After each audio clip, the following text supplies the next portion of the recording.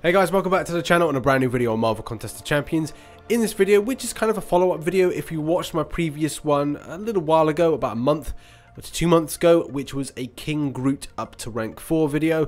This is the point in time where I've now taken King Groot up to rank 5, and I'm going to share some information, also my kind of thoughts on the champion. At the time of recording the video, I said that I would like to get up to rank 5 to see how much of an improvement there was to the champion. Also, and I think I said in the video about experimenting with suicide masteries to see if there was a definite improvement with the champion with regards to his performance.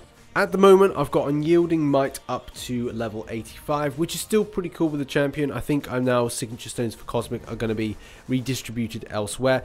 But the main thing about this is I'm really happy with this champion. It's actually one of my favourite champions, and I've got a long list of favourite champions, but he's definitely ranks up there quite highly. So with regards to attribute changes, we're looking at percentages now. Critical rating up to 14%, not amazing. Critical damage rating up to 150%, again, not amazing. Armor rating 15%, not too bad. Block proficiency is flagging at 56% if you compare it off with a lot of champions. That block proficiency is pretty darn low. But it doesn't mean that this champion is bad on paper. Where this champion picks up a lot of kind of decency about him is largely with the abilities. So we've got things with Fury, armor breaking, poisons and regeneration. It's the things that make this champion so darn cool and so decent to kind of play with. A lot of people will probably say, hey, you're wrong, but I think it's one of these champions that the beauty is in the beholder. Brutal DLX didn't have this champion as a lead champion for a long time for no reason, and obviously it's been fairly recently that he's changed with regards to lead champion, and Stark Enhanced Spidey has gone up, and I'm sure that it will be a case that when he gets 6 stars, and he's going to thrust certain champions up there further. But it was a champion that he enjoyed for the time being and felt that this champion was good with regards to content grinding, and I do agree with that. In the upcoming gameplay, you're going to see me kind of utilize different things. So we're going to look at the L1 armor break and kind of reapplying that.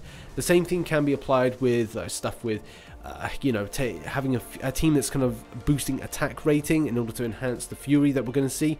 Also, you know, regeneration for this champion is good, and every time you need a top up of health, just do an L3. It's even great when you have like a standard regeneration from the ability, the passive ability, and then on top of that you're doing an L3, which is meaning your health is just going to gain exponentially.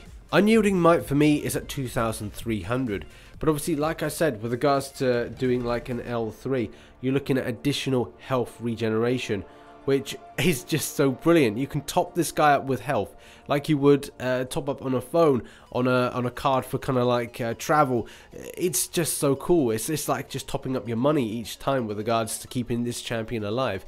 And even though there is some kind of like less than very underwhelming, actually incredibly underwhelming attack rating, this is when stuff with Fury and also your synergy teams make this guy a lot better than he is, as well as suicide masteries. The key thing, as I said, about the champion is that armor break off the L1, and it's important to identify those things with Fury stacks, because they're not just handy for kind of putting armor breaks, permanent armor breaks on a champion. They're also handy when it comes to shrugging off debuff effects. So if you've got a pretty nasty debuff effect on you and you want to shrug it off, then you're consuming your fury. So say, for example, you get stunned, and this is where the champion is good against stuff like Mesmerize, where you get that chance of getting hit by stun. That it consumes a fury, and then you're able to get on with playing without the worry of being absolutely smashed by the enemy. The same thing really applies when it comes to the L1 and armor breaks. As we can see, it's a case that the Fury is then absorbed with the champion, and then you apply a permanent armor break, which then obviously is beneficial for you with regards to smashing that enemy down. So it's again not about the attributes and everything on paper, it's about your playing style and what you utilize with regards to certain attacks and abilities in the game and in the battle. As the champion has largely improved for me with regards to rank and also the fact of the starage, you're going to see a good amount of extra and improvements when it comes to poison, and obviously, like we've discussed, the regeneration aspect to the champion. But it doesn't mean that the champion, again, we go back to this argument, is he better on paper as it you know, comparable to battle? And the answer is, it's better in battle and kind of like fighting than it is on paper. And that is obviously based on certain things, like the health is at 18,000, which again is still quite good, but it is that initial base attack that lets him down. However, though, that can be adjusted with Suicide Masteries. I've kind of like not got that completely on at the moment, so obviously you're not going to see that in what we're seeing now. It's with this battle that's coming up that you're going to see this champion really kind of excel. And I think that's the thing. I found this champion was amazing with Suicide Masteries, not so good with regards to standard ones, and I had full enjoyment with Suicides. I think when I faced off Brutal DLX back in the day when he had King Groot as a lead champion, and I did like a duel with him, I think that was the case that he had it as Suicides. Don't quote me on that one, but I'm pretty certain that was the case. And like I'm saying here, if you have King Groot and you're kind of thinking, oh, I feel like I've been given a screw job with this champion, he is terrible. No, he's a brilliant champion, and you should try and utilize him as much as possible. If you can awaken him, do awaken him. He is so much more better when he's awakened, especially with regards to improving that health regain with regards to unyielding might.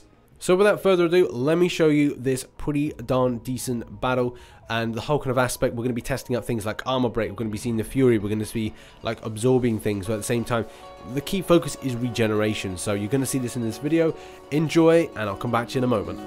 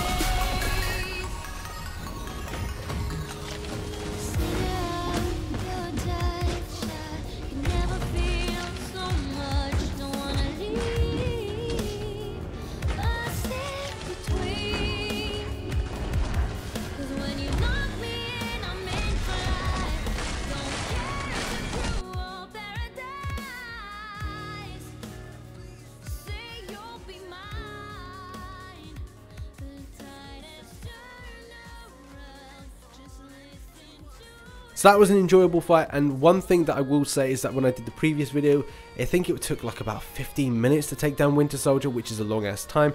This one was probably about 9 minutes, and I think I could, you know, shave that down. I think the reason that I kind of played it was so that you could see things with armor break and also the kind of the change in regeneration.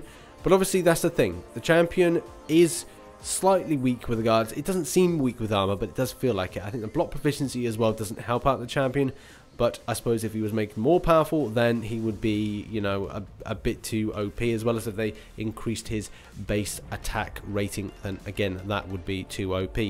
Either way, I love this champion. I think that if anybody's saying like he's bad, then you're probably not playing him right. At the same time, he can be incredibly handy for so much content in the game, like ridiculous amounts of content in order to just stay the whole hog and kind of be there for you when you need him the most. Yeah, so give your thoughts in the comments section about King Groot. It'd be interesting to have the feedback from people, like, do they actually like King Groot? Do they rate him? Do they not rate him? You know, what are your thoughts on this? I personally think he's a nuts. He's a nuts. I think he's a great champion, and I would love to. I really would have liked to see him in the 6-star pool initially, but hopefully he comes in fairly shortly. Anyway, thanks very much for watching this video. I've been RichTheMan. If you enjoyed it, hit that like button and subscribe for more Marvel Contest of Champions based content, and maybe share this with somebody that's just got King Groot and is kind of going, oh, I wish I didn't get this champion, because he is actually pretty cool. Thanks, and catch you on the flip side. Bye bye for now.